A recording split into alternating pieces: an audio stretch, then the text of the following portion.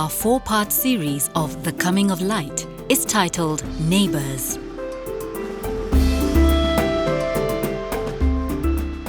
This chapter is a story about Kenya Power's involvement in Kenya's neighbouring countries, Tanzania and Uganda, during the colonial years. In 1908, the Germans introduced electricity to Tanganyika in Dar es Salaam.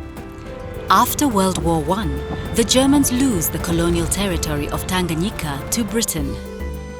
In 1920, the British administration forms Tanganyika's first government electricity department. In 1931, Tanganyika's first electricity generating company, Dar es Salaam and District Electric Supply Company Limited, Daresco, is formed with the Tanganyika government as the major shareholder. It supplies Tabora, Dodoma, Kigoma and Dar es Salaam.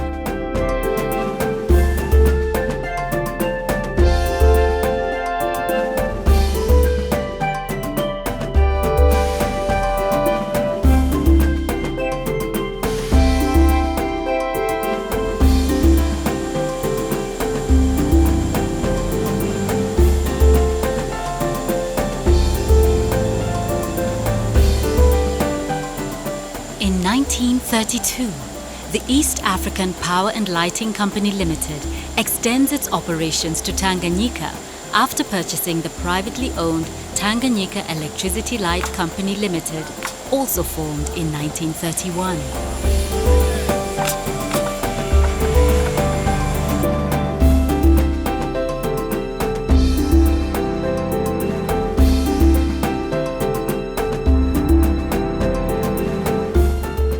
This deal is made possible by the London-based Power Securities Corporation, then responsible for the development of mostly all electrical energy projects throughout all the British colonies.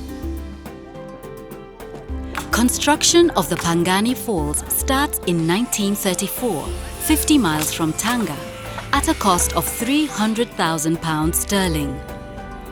The surplus power produced by this plant is transmitted to Mombasa to supplement the local supply.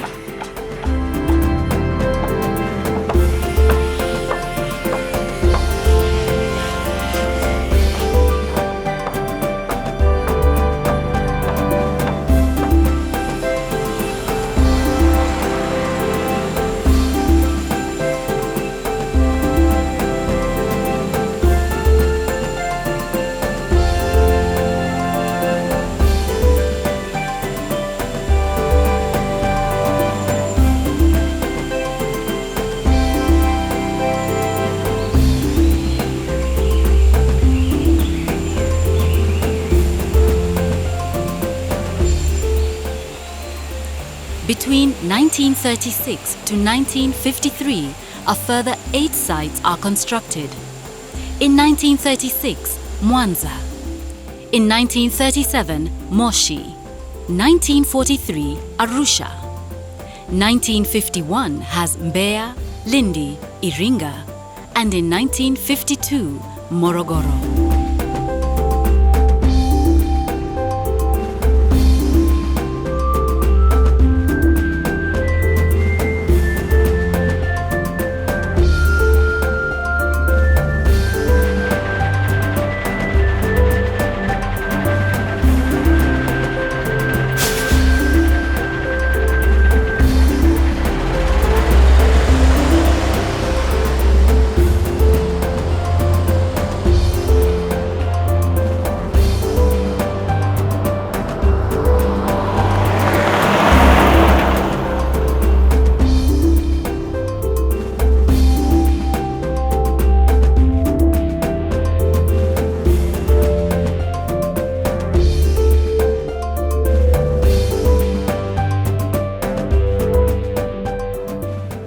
Tanganyika achieves her independence on 9th December 1961, becoming the first among the East African states to become a republic. The new government, now called Tanzania, buys back EAPNL's entire holding of 2,955,000 ordinary stock units at par value. And as the director's annual report of 1963 has it, the Kenyan company is out and back to serving British East Africa, Kenya and Uganda. The records of Uganda show that as far back as 1904, the possibility of using the waters of the River Nile for the generation of electricity had been considered. In 1936, the East African Power and Lighting Company is granted licenses by the Ugandan government to supply Kampala, Entebbe and Jinja with thermal stations at each respective site. These developments are unfortunately interrupted by the Second World War. The war passes, the developments proceed, and construction on the Owen Falls hydroelectric scheme begins in 1949. In 1953, the Kenya government sets up the Kenya Power Company, later to become Kengen, to purchase power in bulk from the Owen Falls hydroelectric scheme.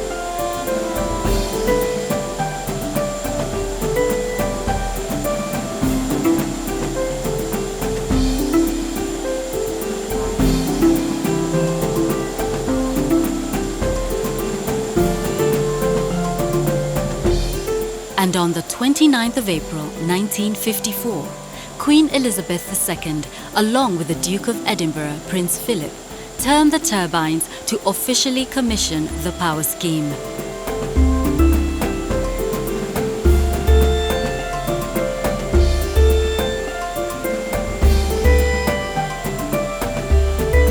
In her speech, Her Majesty states, "I am glad and proud to be here today with my husband to open the Owen Falls hydroelectric scheme.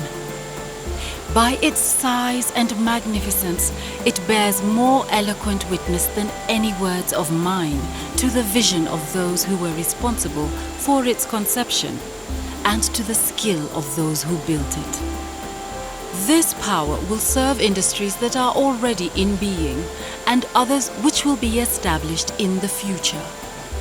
Without power, there can be no economic development, and without power, no country can go forward in the modern world."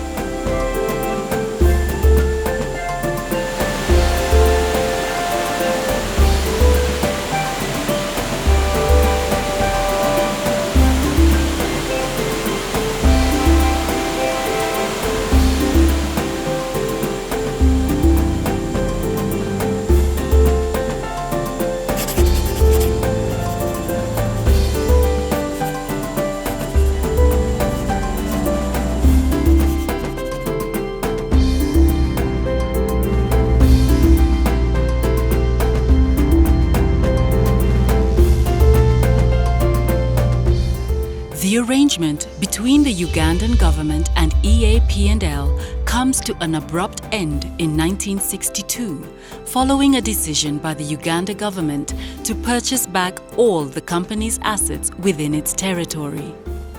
The East African Power and Lighting Company Limited is now solely resigned to Kenya. With that, we conclude The Neighbours. Our last segment in our four-part series of The Coming of Light will be Chapter 4, titled Uhuru and After.